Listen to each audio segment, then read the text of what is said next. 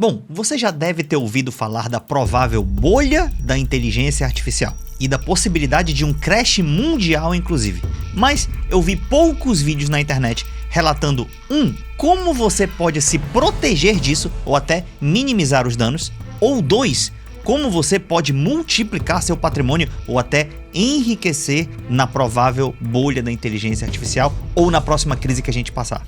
Daniel, mas isso de ser um caos, um crash, me parece ser exagero. Ou então alguém fala, Daniel, mas isso de enriquecer ou multiplicar patrimônio também me parece um exagero. Eu sei que você não é um cara de exageros. Sim, e você que me acompanha aqui sabe que eu sou um cara relativamente pé no chão, que eu gosto de jogar sempre bem pragmático. Mas nesses casos de crise, a coisa muda um pouco. Por quê? Bom, você deve acompanhar vários canais de finanças e investimentos que existem no YouTube e sabe que eu sou relativamente crítico ao trabalho de boa parte deles. Apesar de eu não ser o cara ofensivo e não citar nominalmente ninguém, até porque você encontra assim boa informação nesse ramo, mas minha crítica vem principalmente da visão ideológica e apaixonada que eles têm. O Lula, então, assim que se reelegeu, eles falaram que o Brasil viraria a Venezuela e disseram isso basicamente numa opinião apaixonada. E movidos por essa ideologia, eles acabam tomando decisões não fundamentadas no mercado financeiro e a galera que segue eles perde bastante dinheiro. Então, fato 1 é que a bolsa pode cair muito, seja por expectativa ou paixão ideológica, que é diferente do fundamento da empresa, ou fato 2 é que a bolsa pode subir muito, seja por um fato ou também por um movimento de bolha.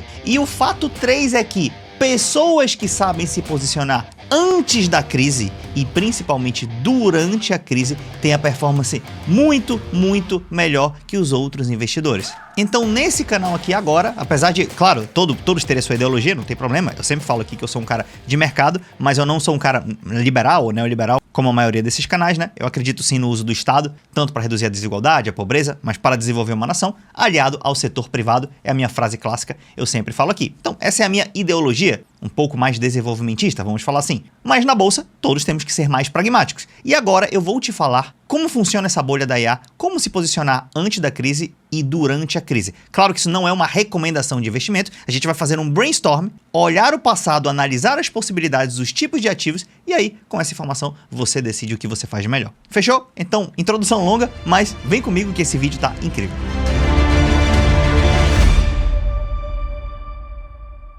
Bom, primeiro vamos entender o que é a bolha da IA. Para isso, eu vou te mostrar como funciona um fenômeno de bolha, tá?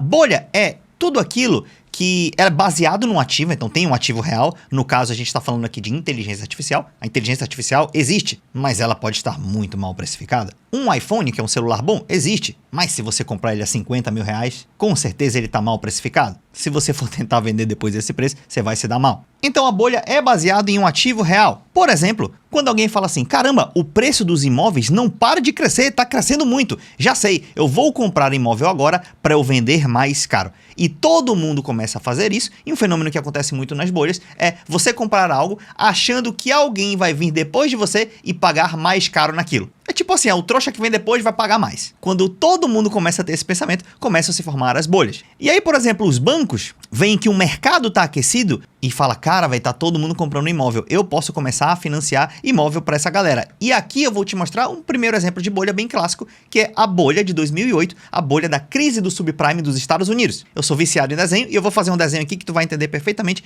como que aconteceu a crise do subprime. Foi exatamente isso. Os bancos, vendo que o mercado estava aquecido nos Estados Unidos, falaram, não posso ficar de fora, vou emprestar dinheiro até para clientes duvidosos. Veja que antes os bancos emprestavam para clientes que tinham nome limpo no SPC e no Serasa. Claro, estou falando do SPC dos Estados Unidos, tá? E aí você faz toda aquela questão de análise do cliente e você empresta o dinheiro para ele, tentando tomar menos calote, e você, banco, vai lucrar com isso. Mas com a bolha crescendo e todo mundo querendo comprar imóvel, o preço dos imóveis subindo e aquela coisa toda, os bancos, não querendo ficar fora da festa nos Estados Unidos, falaram, cara, vamos começar a emprestar até para cliente duvidoso. Já que estão vendendo, então se eles compraram o AP da gente, eles vão vender para alguém, e aí eles vão pagar os juros para a gente. Então antes, os bancos só emprestavam para os clientes que eram chamados de clientes primes, que eram os clientes bons. Mas agora eles falaram, cara, vamos emprestar para os clientes duvidosos, que estão na categoria subprime, abaixo do bom, vamos dizer assim. E esses clientes duvidosos, que são chamados subprime, e os bancos começaram a emprestar para ele. E veja, esse cliente aqui, como exemplo da categoria subprime, foi lá no banco. E ele vai lá no banco e falou o seguinte: cara, eu quero um financiamento, então me empreste aí um dinheiro para eu comprar um apartamento ou comprar uma casa. Essa casa poderia ser para uso próprio ou poderia ser para quê? Para ele vender para outra pessoa que pague mais caro na casa. Já pensando nisso, ele falou: vou pegar dinheiro emprestado e um trouxa vai pagar mais caro que eu. E aí eu ganho dinheiro. Pensou o nosso cliente subprime. E até os prime muitos pensaram assim também, tá? Só que além disso, outros clientes iguais a ele foram no banco também, o mercado aquecido. E vamos supor que o banco emprestou esse dinheiro a 20% ao ano. Claro que os juros nos Estados Unidos são menores, mas aqui para você ter uma ideia, tá? E o banco, por sua vez, foi lá, fez o financiamento para eles, colocou num título, num papel que a gente chama de hipoteca. A hipoteca, na verdade, é o financiamento de imóvel americano, que você deixa a sua casa como garantia, tá? Aí você vai pagando o financiamento todo mês lá. E aí o banco tinha várias dessas hipotecas, vários desses papéis aqui. O que ele fez? Muito ligeiramente falou: vou transformar isso em um produto. Vou pegar esses papéis e empacotar em um pacote financeiro, e vai ser o seguinte: eu chego lá com os investidores e falo assim: galera, seguinte, eu tô pagando 10% ao ano nesse título aqui, o CDO. Logo, muitos investidores iriam lá no banco e falar: cara, eu quero ganhar 10% ao ano. E aí compravam esses CDOs. E para o banco era muito inteligente, porque o banco captava dinheiro a 10%, mas ele passava aqui para os clientes a 20%. Logo, ele ganhava essa diferença, que é o spread bancário. Para a situação ficar ainda mais segura, o banco poderia criar o CDS, que era um seguro para os CDOs. Você pega uma porcentagem do dinheiro e fala: cara, esse dinheiro aqui ele é segurado. Então, investidor, você investidor que está aqui, ó, que tem dinheiro, você pode comprar esses pacotes financeiros aqui, você vai ganhar 10% ao ano e tem até seguro para os CDOs. E os investidores foram lá e compraram seguros. Mas como era um ganho muito fácil, cara, 10% com o seguro, os investidores pensaram o quê? Eu não vou nem usar meu dinheiro para isso. Então, os investidores foram e pegaram o dinheiro com o banco. Ou seja, eles operaram alavancados. Toda vez que fala que é alavancar, é que tu tá operando com dinheiro emprestado, tá? Então, eles chegaram em algum tipo de banco, por exemplo, e emprestaram dinheiro, por exemplo, tá? Números didáticos, a 5% ao ano, para colocar aqui e ter 10% ao ano, e eles ficariam com 5% de lucro ao ano, que para padrões americanos é muito bom. Inclusive, aqui no início da cadeia, muitos desses clientes pegavam esse dinheiro não só para comprar apartamento próprio, não só para vender apartamentos ou casas, mas também, às vezes, para comprar e alugar. E com o dinheiro do aluguel, eles pagavam esses financiamentos aqui, tá? Acontece que o dinheiro do aluguel, sei lá, mais ou menos 0,5% do valor do imóvel, né? E aí aconteceu o seguinte: esses imóveis uma hora ficaram tão caros que não tinha comprador. E não tendo comprador, a galera começa a desanimar e o preço dos imóveis começa a cair. E quando o preço dos imóveis começa a cair, a galera começa a cair na real. Fala: meu irmão, esses imóveis estão precificados errado. Então eu vou vender o meu logo, porque eu já percebi que tá caindo. Vou vender o meu logo, que eu não espero essa bolha estourar. E aí todo mundo pensou a mesma coisa, são famosos gênios. Começaram a tentar vender, todo mundo tentando vender. A oferta fica maior que a demanda, o preço do imóvel cai. Logo, o preço do aluguel também cai, porque o preço do aluguel é um pedaço do valor do imóvel. E se o preço do aluguel cai, o preço dos imóveis cai, tá tudo caindo, esse cidadão aqui não tem mais dinheiro para pagar o seu financiamento.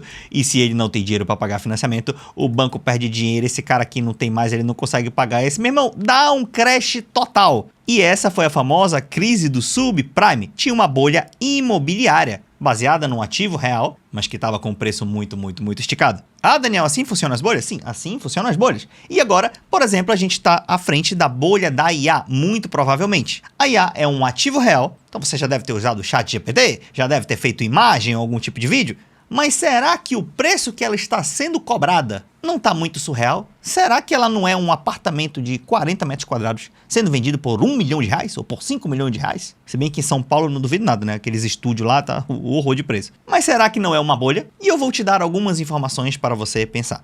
Primeiro, nos Estados Unidos existe um grupo de empresas chamada The Magnificent Seven: Nvidia, Meta, Tesla, Amazon, Alphabet, Microsoft, Apple. E essas empresas, elas compõem parte de um índice chamado S&P 500. É tipo o índice Ibovespa do Brasil. O Ibovespa aqui tem 80 empresas, 100 empresas. Lá, o índice dele é cerca de 500 empresas. A Bolsa Americana, se não me falha a memória, tem 4 mil empresas que você pode investir. Mas o S&P 500 são as 500 maiores, tá? E uma empresa grande crescer é mais difícil que uma empresa pequena, concorda? Pô, A empresa grande crescer 5% é muita coisa. A empresa pequenininha é mais fácil. Mas dá uma olhada no que aconteceu aqui. Em 2023, olha o crescimento das 7 maiores empresas, que são as principais empresas do índice. Tudo acima de 40%, 50%, 100%. Aí em 2024, mesmo crescimento, 170%, 60%, 60%. Cara, e elas já eram empresas gigantescas. E elas cresceram essa quantidade de porcentagem aqui na bolsa. Será que foi por fundamento? Não sei, veremos. Ó, essa aqui é a concentração das empresas, tá? Aqui não é das 7, mas das 10 maiores, que é basicamente as 7 mais algumas, né? Em relação a todas as outras empresas do índice. Então, as top 10 maiores estão concentrando cerca de 40% do valor de todas as outras empresas, o que é uma concentração extremamente surreal. Essa concentração a gente vê normalmente em bolhas. Na bolha do .com, por exemplo, que foi ao redor dos anos 2000, em que a galera investia tudo que tinha .com, tudo que tinha alguma coisa que era na internet. Falava, internet, então vai dar dinheiro. Qualquer site supostamente ia dar dinheiro só porque tá na internet. E a galera começou a comprar um monte de coisa. No final, a internet se consolidou, é um ativo real. Mas não é qualquer site ou qualquer coisa que só porque estava na internet ganhava dinheiro. E aí o bagulho estourou. E no centro de tudo isso está a Nvidia, né? Que hoje é a empresa mais valiosa do mundo. Mais de 4 trilhões de market cap. Que é bem maior que o PIB do Brasil. Claro que o PIB do Brasil a gente calcula anualmente. Isso aqui é o valor da empresa toda, tá? Bom, e por que a Nvidia está no centro de tudo isso? Porque a Nvidia produz algo que é fundamental para a inteligência artificial, que são as GPUs, tá? Nesse vídeo, de vez em quando, eu vou falar GPU ou vou falar placa de vídeo. Não são a mesma coisa. Mas só para você ter uma didática, GPU, lembra lá uma placa de vídeo que tinha lá no seu computador? Finge que aquilo é uma GPU, tá? Que é um processador gráfico, tá? Então, didaticamente, vamos falar que é a mesma coisa. Então, a Nvidia é a empresa que mais produz placa de vídeo do mundo. E a GPU, ela faz o cálculo da IA. A CPU, que você já deve ter ouvido falar, é como se fosse o arquiteto de uma obra e a GPU é a equipe de obra. Então, por exemplo, você vai construir uma casa. O arquiteto desenha a sua casa. Então, essa é a CPU. GPU quem é? É a galera que tá lá fazendo a obra, o pedreiro mesmo, o engenheiro, a galera que tá subindo lá as paredes, que estão botando a mão na massa. Essa é a GPU da sua obra, tá? E a GPU da inteligência artificial são os cálculos. A GPU que fica fazendo as contas, etc e tal, para entregar aquele resultado incrível. Então, essa é uma boa analogia para você entender o que é uma GPU ou a placa de vídeo, tá? E aí, só para você ter uma ideia, a Nvidia tá 4,6 tri de market cap e se você somar todos os bancos dos Estados Unidos, eles têm, os principais, né? Eles têm 4 trilhões, então assim, é um preço surreal, tá? E Daniel, mas é só a Nvidia que está esticada? Não, várias empresas estão esticadas. Por exemplo, a OpenAI é uma empresa que está avaliada agora em 500 bilhões de dólares. Daniel, isso é muito? Bom, cerca de um ano atrás estava 300 bi, cerca de um ano e meio atrás estava 150 bi, e 2 anos atrás, sei lá, 29 bi. Agora ela está valendo 500 bi. Você fala, Daniel, isso é muito? Porque depende do faturamento. Quando tu vai comprar uma empresa, tu olha basicamente o faturamento dela, que é a receita, né? E também você olha o EBITDA, a geração de fluxo de caixa, o lucro, enfim, tem outras métricas. E aí você faz o valuation, que é quanto a empresa vale e se vale a pena você comprar. Vamos fazer em cima do faturamento, que não é muito bem como a gente faz, mas só para tu ter uma ideia. O faturamento, a receita da OpenAI é cerca de 10 bilhões de dólares ao ano. 10 bilhões de dólares, interessante, né? Pois é. O valuation dela tá em cerca de 500 bi. A OpenAI é capital fechado, tá? Ela não tem ações, mas é estimado nesse valor. Então o valuation dela é 50 vezes maior do que a receita. Então, tipo assim, ó, tu compra a empresa por 500 bi hoje, só que ela fatura 10 bi por ano. Então ela vai demorar 50 anos, se o faturamento se mantiver estável, para você recuperar o 500 bi, entendeu? Você fala, Daniel, é muito 50 anos? É, e tem outro problema, que a gente está calculando em cima da receita. A gente não está calculando em cima dos lucros. Seria melhor fazer em cima do lucro, né? Porque o lucro é o que tu tá querendo, né? Aí você fala, é verdade, faz mais sentido ser em cima do lucro. Mas assim, Daniel, a OpenAI dá lucro? Não, ela dá prejuízo. Então, meu irmão, além de você dar receita, não dá lucro. Então, é um negócio que para ser sustentável, tem que dar um lucro absurdamente gigantesco a longo prazo. Mas calma que vai piorar. Por que vai piorar? Porque uma parte do dinheiro que essas empresas estão fazendo é o seguinte, é um dinheiro que está circulando entre elas mesmas, no fenômeno chamado round trip. Então, por exemplo, a Nvidia chega lá com a OpenAI e a OpenAI precisa de data centers, né? Para processar lá a inteligência artificial e tudo mais. E a OpenAI não tem dinheiro. A Nvidia fala lá e fala o seguinte, ó, vou te prestar aqui 1 bilhão, tal. Um valor aleatório, tá? E aí empresta 1 bilhão para a OpenAI comprar data centers. E ela fala assim, meu irmão, eu não vou fabricar esses data centers. Eu vou numa empresa especializada nisso. Ela pega esse 1 bilhão e vai lá na Oracle. Aí a Oracle vai lá, fala assim, ó, eu vou fazer esses data centers. Porque eu sou uma empresa especializada nisso. Só que nos data centers tem um computador, né? Pois é. No computador tem um negócio que precisa chamado GPU, ou placa de vídeo, entre aspas. Então esses data centers precisam dessas placas de vídeo. E quem que produz essas GPUs? A Nvidia. Então a Oracle pega esse 1 bilhão e manda para a Nvidia para comprar placa de vídeo da NVIDIA. Então, entra na receita da NVIDIA aqui mais 1 bi, ou mais 500 bi, alguma coisa assim. Uma parte desse dinheiro volta. Ele veio originalmente da NVIDIA, só que ele circulou aqui, circulou e voltou para a NVIDIA. E ela fala, meu irmão, meu faturamento está crescendo. Mas, na verdade, boa parte das empresas de IA ficam circulando dinheiro entre elas. E os investidores olham os balanços, olham a DRE, olham tudo, se empolgam, começam a colocar dinheiro e falam, IA é o futuro, e começa a colocar dinheiro. Acontece que para se realizar isso no futuro, vai ser quase impossível. Logo, inevitavelmente, ou provavelmente, essa bolha vai estourar algumas horas. E quando essa bolha estoura, vemos ao assunto principal do vídeo, finalmente, depois de um tempão, né? Como fazer para se proteger ou para ganhar dinheiro com isso. Bom, a gente vai analisar esses ativos aqui e vai ver o que é ruim, o que é bom da gente estar posicionado ou comprar durante essa crise ou até antes, tá? Para isso, vamos ver o que aconteceram nas bolhas antigas. Esse aqui é o índice S&P 500 das 500 ações mais negociadas dos Estados Unidos. E você pode ver que a gente teve algumas quedas aqui em alguns anos específicos. Em 2020, por exemplo, a gente teve uma queda de 3.200 para 2.500. Então, de olho, estamos falando aqui de uma queda de uns 30%, talvez. Aqui a gente teve uma queda de 4.700 para 3.600. Bom, se fosse 4.700 para 2.300, seria 50% de queda, né? Aqui foi para 3.600, então talvez uns 30% de queda também. A gente teve a nossa querida bolha de 2008, querida entre aspas, tá? Então, 2007, a gente pode ver que o índice estava em 1.568 e agora, em 2008 para 2009, ele estava em 740 pontos. Então, a gente está falando de 50% de queda. E na bolha da .com, a gente teve basicamente isso. Então, estamos falando de que o S&P 500 cai de 30% a 50%, tá? Ou pode ser até mais. Vamos ver o nosso querido índice Ibovespa, tá? A pontuação do Ibovespa. Na pandemia, o Ibovespa estava em 116 mil pontos e caiu para 75 mil pontos. Então, 116, metade seria quase 60. Então ficou em 75, talvez uns 40% de queda, vamos colocar aí. Depois aqui, final de 2022, meio de 2022, com a eleição do Lula, né? E nos primeiros meses do Lula, o Ibovespa deu uma queda aqui também em relação à máxima. Tá falando de 130 mil pontos para 97, 100 mil pontos. Eu comprei bastante aqui, inclusive, que a galera achava que ia virar Venezuela. Então estamos falando aqui de uns 20 a 30% de queda. Uma boa queda. Em 2008, no Brasil, na crise do subprime, a bolsa estava em 73 mil pontos e caiu para 36 mil pontos, uma queda de 50%. Então, bolsa brasileira também, quando tem algum tipo de fobia maluca do mercado financeiro no Brasil, ela cai 20, 30%, ou quando é algum tipo de crise, pode cair de 30% a 50%. Então, de 20% a 50% são cenários prováveis de queda, né, quando acontecem grandes situações assim. Aliás, Daniel, e o Bitcoin? Daniel, vou comprar Bitcoin para me defender. Bom, a minha opinião, Daniel, eu não sou o melhor especialista em Bitcoin, também não sou entusiasta de Bitcoin, não gosto tanto da lógica do Bitcoin, tá? Daniel, você tem Bitcoin? Tenho, por ser pragmático, tenho uma pequena porcentagem na carteira, e eu também só compro quando tá em baixa. O negócio de comprar Bitcoin alta não rola. Inclusive agora tá 70 e poucos mil pontos, é um preço interessante para os entusiastas de Bitcoin, é um preço interessante de compra, né? 72 mil dólares mais ou menos. Mas olha só o comportamento do Bitcoin. Eu acho que ele está vinculado um pouco à economia americana. Apesar da história do Bitcoin ser nova, a gente vê aqui que na queda que teve em 2022, tá? Ele caiu de 60 mil dólares para 17 mil dólares, então caiu, sei lá, 70%. E atualmente é de 115 mil dólares, né? Não, na verdade é 130, 120 e poucos mil dólares o topo do Bitcoin, né? Ele está em torno de 72 mil dólares, então já talvez 40% de queda, tá? Conta de cabeça isso aqui, gente. Inclusive, o Bitcoin está caindo junto com o dólar americano. O dólar americano se está desvalorizando no mundo. Muita gente fala que o Bitcoin é para fugir do Estado e tudo mais, que o Estado é o vilão e tal, vai fugir dos impostos. Mas na verdade, se tem uma crise muito grande nos Estados Unidos, eu duvido muito que a galera vai fugir para Bitcoin. Eles vão comprar ouro e provavelmente vão comprar dólar também, tá? Então eu acho mais provável o Bitcoin ir bem quando a economia dos Estados Unidos está indo bem, ou até o dólar está indo bem, do que o contrário, tá? Fora as oscilações naturais do Bitcoin. Dito isso, a gente volta aqui para a nossa análise de ativos. A gente tem aqui, por exemplo, o Tesouro Brasileiro, a gente tem Bitcoin, ações Estados Unidos, ações BR, dólar americano e Tesouro Americano. Numa crise, o que provavelmente acontece? Na crise de 2008, por exemplo, você viu que a bolsa americana caiu lá os 30%, 50% clássico. A bolsa brasileira caiu. Daniel, mas o Lula falou que era só uma marolinha.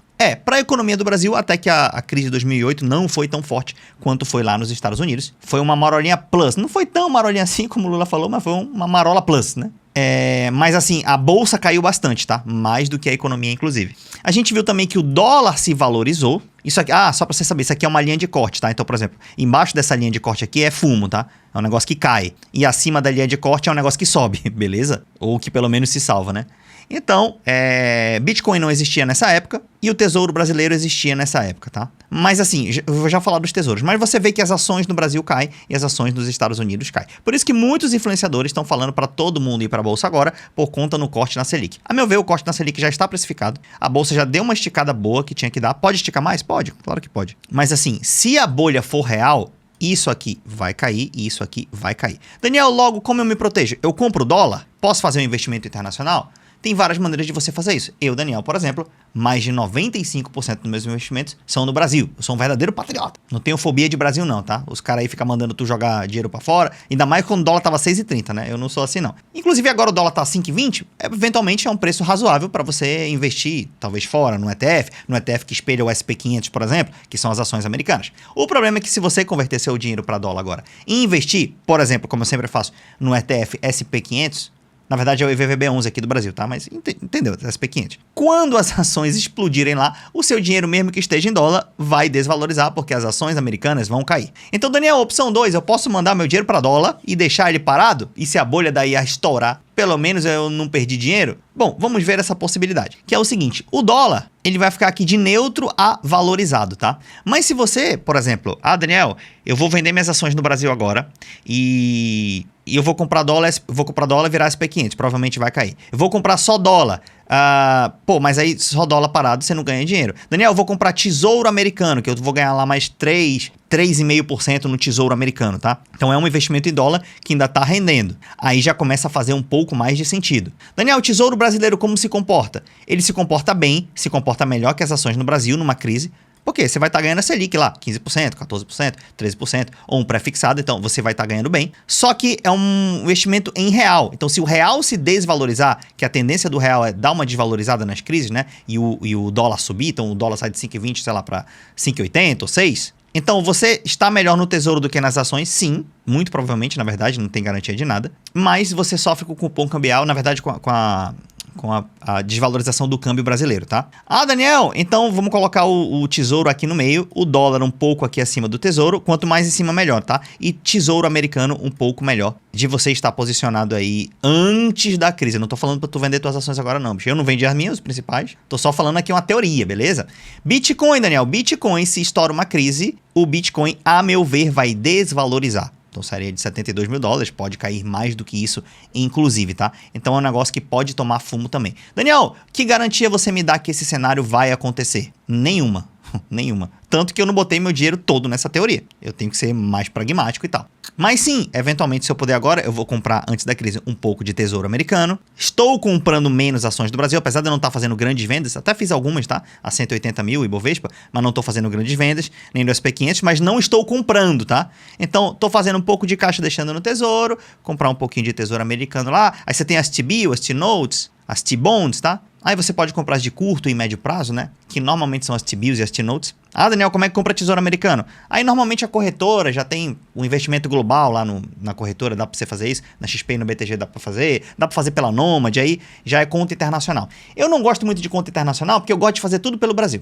Até o SP500, que eu invisto através do ETF IVVB11, eu gosto de fazer aqui pelo Brasilzão, entendeu? Na minha conta da minha corretora mesmo, compro IVVB11, tá tudo certo. Mas comprar tesouro é um pouco difícil pelas corretoras do Brasil, a não ser que a corretora tenha essa parte do internacional e daria para você fazer isso. Beleza, Daniel. Então, isso seria uma posição mais defensiva. Um tesourinho, um dólar que você não vai comprar dólar para deixar parado, né? Mas assim, um tesouro brasileiro e um tesouro americano, visto que isso aqui vai desvalorizar. E visto que isso aqui está em alta, tá? Isso aqui está em alta. Menos o Bitcoin. O Bitcoin não está alto, então o cara comprar Bitcoin agora não é tão errado assim, né? Porque o Bitcoin está em baixa, talvez fique mais em baixa ainda com a bolha da IA. Mas se o cara comprar um Bitcoin agora, ok, ele tá comprando bem abaixo da máxima. Então, essa seria mais ou menos a ordem, tá? De compra, entre aspas, agora. E olha que eu nem sou entusiasta do Bitcoin, tá? Eu prefiro muito mais ações do que Bitcoin, mas eu tô tentando ser bem pragmático aqui. Daniel, e beleza, e quando a bolha estourar? Quando a bolha estourar, é o contrário. Quando a bolha estourar, você vai olhar isso aqui de baixo para cima.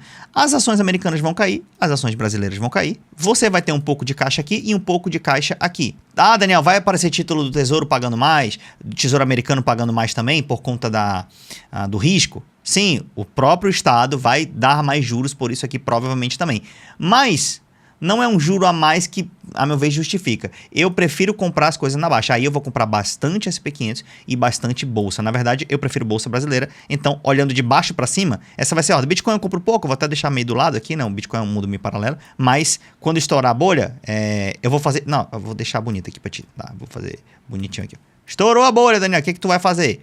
As ações vão cair pra caramba, eu vou comprar ações em primeiro lugar, vou comprar aqui um SP500 e um Tesouro Brasileiro talvez em segundo lugar, e Tesouro Americano eu nem vou comprar basicamente, talvez compre aqui um outro Bitcoin e tal, vai ficar mais ou menos assim, e eu vou encher o carrinho de ações. O mesmo que eu falo de ações vale para fundos imobiliários também, tá? Talvez tenha um comportamento parecido. Daniel, mas isso é uma estratégia vencedora? Provavelmente sim. Por exemplo, nessa carteira eu tenho 7 milhões e 800 investido, sendo 5,5 milhões em ações, tá?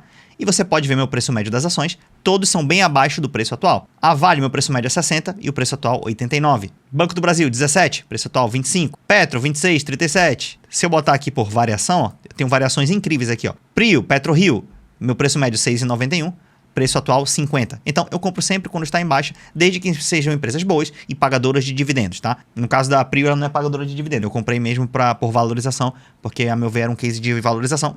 Tanto que eu acertei, tanto que tem uma variação muito alta. As outras todas, você pode ver que pagam dividendos. Se eu te mostrar minha carteira aqui, ó, 800 mil em Vale, 700 mil em Banco do Brasil, 600 mil em Taesa, 600 mil em Petrobras, todas pagam ótimos dividendos. Faço aportes regulares? Faço, mas eu encho o carrinho, principalmente quando tem ou as maluquices de mercado, tipo fobia do Lula e tal, que o pessoal tem, as viagens na maionese, ou então uma crise maior. Ah, Daniel, então por que você não vende todas as suas ações agora para ficar tudo em Tesouro Americano? Ou fazer um caixa para comprar. Porque aí eu também não sou super trader, né? Meu negócio é comprar para ficar por longo prazo. Essas minhas ações aqui, eu sei que se estourar uma bolha, isso aqui vai desvalorizar de 5,5 milhões de ações para 4 milhões, para 3,5, para alguma coisa assim. E eu não vou estar preocupado, porque eu estou preocupado com o número de ações que eu tenho e com o dividendo que elas pagam. E isso, em média, vai se manter. Esse valor de patrimônio aqui, ó, de 5,5 milhões de ações, 7,8 milhões nessa carteira, tem uma outra carteira aqui em cima com 3 milhões de reais, mais de 10 milhões, isso aqui é ego. Eu não vivo disso, eu não vou vender isso aqui agora, não vou vender. Eu tô preocupado com o dividendo, que é o dinheiro que eu tiro para sobreviver. Na verdade, meu dividendo eu reinvisto, né? Eu vivo com o dinheiro do setor privado. Mas assim, eu sei que essas ações vão cair, mas eu estou fazendo meu caixa, tô até fazendo menos que eu gostaria, que eu tô fazendo a obra da minha casa, bicho. Então, uma parte do caixa que eu tava fazendo tá indo pra obra. Mas eu tenho uma boa quantidade de dinheiro em caixa, vou tentar fazer alguma coisa de tesouro americano também agora, e não estou comprando muitas ações, tá? E eventualmente, se estourar essa bolha, ou então mesmo se não estourar, se naturalmente o preço das ações caírem, eu volto a comprar mais ações. Essa é a minha estratégia, e você vê que o que eu te mostrei aqui é uma teoria que faz algum sentido, mas se eu crescer 100% mesmo nessa teoria, eu venderia todas as minhas ações agora, transformaria em caixa, se bem que eu pagaria 15% de IR aí, né? Mas ainda assim compensaria. Venderia tudo agora, deixaria tudo em caixa, Tesouro Brasileiro, Tesouro Americano, enfim. Esperaria estourar uma bolha da IA, o preço dos ativos ia cair 50%, aí eu pegava meu dinheiro todo de novo, que não desvalorizou, né? Ia pegar lá e comprava um monte de ação de novo e SP500. Mas eu não vou ficar apostando minha vida num trade, né? E eu também estou preparado para que as minhas ações desvalorizem um pouco, beleza. O importante é que eu tenho sim algum caixa, fazer um preço médio melhor, quando o preço das ações caírem, faço um preço médio melhor. E depois, no futuro, esse preço aqui vai voltar. Então, eu não fico emocionado ou histérico com essas situações que acontecem. Fechou? Foi um vídeo bem longo esse, eu sei, mas espero que se tenha dado para compreender. Sempre tento desenhar e trazer tudo bem didático aqui em Investland. E você que pergunta sobre mentoria comigo, sobre nosso curso, etc. Eu até tenho isso, tá? Mas a gente nunca lançou aqui, o canal é totalmente grátis. Mas esse ano, já nos próximos meses, eu vou atender o pedido da galera e a gente vai sim lançar a melhor mentoria de investimentos, eu acho, que a gente tem aqui na internet. Com esse nível de didática, nível de edição, mapa de RPG, cenário 3D, cara, tem tudo. Vai ser um negócio maravilhoso. Então fica no aguardo que nas próximas semanas teremos novidades. Um grande abraço a todos vocês, a gente se vê.